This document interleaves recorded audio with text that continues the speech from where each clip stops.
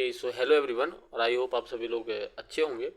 और आज हम बेसिकली बात करने वाले हैं कि मैथ्स में स्पीड कैसे बढ़ाएं, क्योंकि मैथ्स में स्पीड बढ़ाना बहुत ज़्यादा ज़रूरी है। क्योंकि एग्जाम में टाइम बहुत कम मिलता है आपको पेपर सॉल्व करने के लिए, आपको बहुत सारे सवाल करना पड़ता है। तो आइए सबसे पहले समझ लेते हैं इंपॉर्टेंस ऑफ स्पीड क्या है, मतलब हमको मैथ्स में स्पीड लाने की ज़रूरत ही क्या है, बिना स्पीड के भी तो काम चल सकता है क्या। तो देखिए समझिए, आपको मैथ्स, इंग्लिश, रीजनिंग और जीके इनके 25 करके क्वेश्चन करने होते हैं, जो कि 1 घंटे में आपको करने होते हैं। इसका मतलब कि आपको टोटल जो है करने हैं 60 मिनट में 100 क्वेश्चन आपको करने हैं, जिसका मतलब कि आपको हर एक क्वेश्चन के लिए 36 सेकंड आपको मिलेंगे, ऐसा सबको लगता है। बट एक्चुअली ये रियलिटी नहीं है। रियलिटी ये है कि आपको इंग्लिश में 12 मिनट मिलेंगे, जीके में 8 मिनट, रीजनिंग में 16 मिनट, मैथ्स में 24 मिनट। अब ये हर बच्चे के लिए अलग अलग होता है। मेरे हिसाब से ये सबसे बेस्ट है। अगर आप इस टाइम शेड्यूल में अपना पेपर कर रहे हैं तो बहुत अच्छी बात है। मैं तो कहता हूँ इसके भी कम लाइए, पर ये मतलब एक टारगेट लेके चलिए कि मुझे इतनी देर में काम करना ही करना है। मैथ्स में मैंने इसलिए 24 मिनट का टाइम रखा क्योंकि मैथ्स में थोड़ा टाइम लगता है। रीजनिंग में भी लगभग इतना टाइम लग जाता है, 16 से 17 मिनट लग जाते हैं। अगर बहुत ज़्यादा प्रैक्टिस है तो इससे कम में भी कर सकते हैं। जीके में 8 मिनट लिख जरूर दिया, पर एक्चुअली में जीके 5 मिनट में हो जाती है, पर आप बचा सकते हैं। और इंग्लिश में भी लगभग 11 से 12 मिनट का टाइम लगता है। तो ये एक एवरेज टाइम है जो आपको चाहिए। अब बात कर लेते हैं आज जिस वीडियो की मेन टॉपिक पे, जो कि टिप्स कि हम स्पीड्स कैसे बढ़ाएं मैथ की। तो सबसे पहले तो आपको क्या कर लेना है, 30 तक टेबल याद कर लेना है। अब 30 तक टेबल ऐसा नहीं 31 या 30, 32 या 60, ऐसे नहीं। आपको सीधे टेबल ऐसे याद होना चाहिए 29 8 जा 232, 24 6 जा 144, 28 4 जा 112, ऐसे आपको टेबल एकदम याद हो जानी चाहिए। ऐसे आपको सबसे पहले 30 तक टेबल याद कर लेनी है।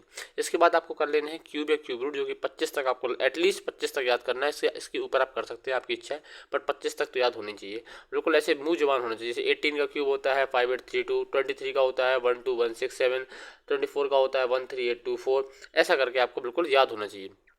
इसके बाद बात कर लेते हैं, सबसे पहले आपको इसके बाद याद कर लेना है स्क्वायर रूट। स्क्वायर रूट कहाँ तक, लगभग 35 तक आपको याद करना है। जैसे 32 का स्क्वायर 1024, 29 का स्क्वायर 844, ऐसे आपको याद हो जाना चाहिए।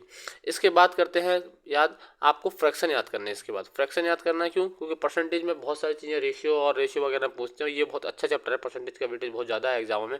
तो खैर अभी अपन को उसमें नहीं घुसना है, अपन को इसका यूज़ समझना है। परसेंटेज का यूज़ ऐसे जैसे 20% का फ्रैक्शन होता है 1/5। अगर किसी चीज़ का 20% है तो मतलब उसका 5 हिस्से, मतलब डायरेक्ट जैसे 400 का किसी ने बोला 20%, तो सीधे 400 का 5 से भाग दे तो आपको 20% मिल जाएगा। ऐसे ही आपको बहुत सारी परसेंटेज होते हैं जो आपको याद करने होंगे। जैसे 33 1/3% का होता है 1/3, 7 सही 1/7 का परसेंट होता है, 1/14 फ्रैक्शन होता है इसका। ऐसे आपको सारे फ्रैक्शंस याद कर लेने हैं। अच्छा, ये दो चीज़ें हैं जैसे आपके क्यूब रूट, स्क्वायर रूट और परसेंटेज, इन सारी की चीज़ों की आपको अगर पीडीएफ चाहिए, एक लिस्ट चाहिए, तो आप मुझे टेलीग्राम चैनल CM Tube पे मुझे आप मैसेज कर सकते हैं, जिसमें आपको सारी चीज़ें दे दूंगा। इसके बाद बात कर लेते हैं ट्रिपलेट की। जो ट्रिपलेट आपको याद कर लेंगे। अब ये ट्रिपलेट क्या होती है, तो ट्रिपलेट ऐसे 3 नंबर होते हैं जो राइट एंगल ट्राइंगल, जैसे राइट एंगल ट्राइंगल होता है आपका, इसकी जो तीनों साइड होती हैं एक रेशियो में होती है, फिक्स रेशियो में। जैसे आपने अक्सर देखा होगा कि साइड्स की हमको जो लेंथ और हाइट और बेस और जो हाइपोटेनस दी जाती है वो 3 4 और 5 जब जनरली इनमें दी जाती है। पर एक्चुअली इसके और भी बहुत सारे रेशियो होते हैं, जैसे कि 20 21 29, फिर 8 15 17, 11 60 61, 5 12 13, ऐसे अलग अलग ये रेशियो होते हैं इसके, जो हम बेसिकली करके निकालते हैं। 4 का स्क्वायर प्लस 3 का स्क्वायर का प्लस करेंगे तो 25 आता है, जिसका रूट करने पर 5 आ जाता है। तो ये होती है ट्रिपलेट। अब इसमें फ़ायदा कैसे होगा, तो इसका फ़ायदा आपको ऐसे होगा कि जब भी कोई ट्रायंगल की आपको वैल्यू दी होगी ना, और जैसे आप देखेंगे अरे ये तो वही रेशियो है, तो इसका मतलब आप समझ जाएंगे कि ये तो ट्रायंगल राइट एंगल ट्रायंगल है।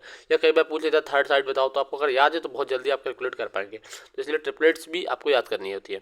ठीक है, अब आपके ट्रिपलेट्स आपको याद हो गई हैं, तो अब आगे बढ़ते हैं। अब आपको कुछ फॉर्मूले ऐसे होते हैं जो प्रोग्रेशन के होते हैं। प्रोग्रेशन मतलब जैसे सीरीज होती है, सीरीज बढ़ती जाती है, 1 2 3 4 5 ऐसे सीरीज होती है, 2 4, कभी कभी स्क्वायर की सीरीज होती है, कभी कभी क्यूब की, कभी कभी सिंपल सीरीज होती है। तो अक्सर पूछ लेता है कि चलो बताओ फर्स्ट एंड प्राइम नंबर का सम बताओ, ऐसे पूछ लेता है। तो आपको कुछ कुछ याद होना चाहिए। जैसे सम ऑफ नेचुरल नंबर्स क्या होती है, n इंटू एन प्लस 1/2।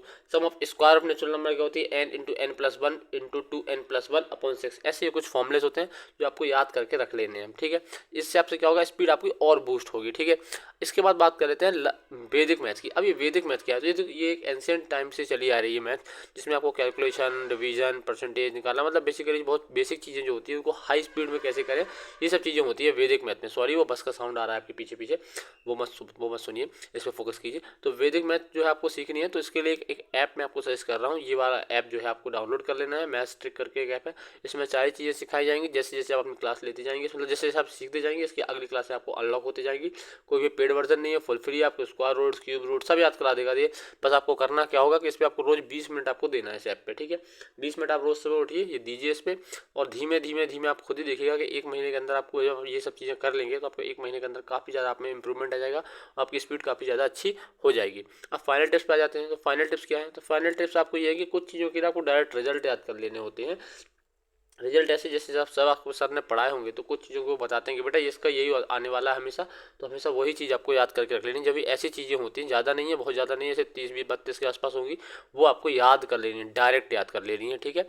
इसके बाद आपको ये नोटिस करना है कि जब आप मॉक देंगे, जैसे अभी आपने ये सब कर लिया, अब आप जब मॉक देंगे तो मॉक में क्या होता है, क्वेश्चन वाइज टाइम बताता है। जैसे टेक्स्ट बुक में अक्सर बताता है कि आपने इस क्वेश्चन में इतना टाइम दे दिया, तो आपको जो ऊपर उसके वॉच पे क्लिक करेंगे तो वो आपको बताएगा कि आपका टाइम क्या है वर्सेस एवरेज टाइम क्या है, ठीक है। तो आपको ट्राई ये करना है कि जो एवरेज टाइम है उससे कम आपका टाइम हो। अक्सर जिनमें आपका टाइम ज़्यादा हो जा रहा है एवरेज टाइम से, उसमें वो जो क्लॉक होती है वो रेड कलर की हो जाती है, और जिसमें आपका कम है उसमें आपकी ग्रीन कलर की वो रहती है। तो आपको प्रयास ये करना है कि सारे ही क्वेश्चन आपके ग्रीन टाइम जोन के अंदर आ जाएँ। और अगर आप ऐसा करते रहते हैं और बराबर मॉक की प्रैक्टिस करते हैं और डेली 20 मिनट की आप प्रैक्टिस करते हैं, तो लिख के लीजिए आपकी बहुत ज़्यादा स्पीड में अंतर आ जाएगा, बहुत ज़्यादा स्पीड बढ़ जाएगी आपकी। और यह सब ना प्री के लिए है, बल्कि ये मेंस के लिए और ये हर एग्जाम के लिए, ना कि सिर्फ एसएससी के लिए, हर एग्जाम में। क्योंकि हर एग्जाम में ये सब चीज़ें पूछते हैं, और मैथ्स एक ऐसा सब्जेक्ट है जिसमें आप कहीं भी जाओ ये सब चीज़ें चाहिए ही पड़ती हैं। तो ऑल द बेस्ट आप सभी लोगों को। और किसी चीज़ पे वीडियो चाहिए तो आप मुझे कमेंट कर सकते हैं इसी वीडियो के नीचे। और मेरे टेलीग्राम चैनल पे आपको कुछ भी चीज़ का पीडीएफ वगैरह चाहिए तो आप सीएम ट्यूब पर जाके आप मुझे वहाँ जाके किसी भी एक मैसेज पे कमेंट कर सकते हैं कि भैया मुझे ये पीडीएफ चाहिए, मैं आपको ये प्रोवाइड करा दूंगा। Okay, so thank you everyone, और चलते हैं।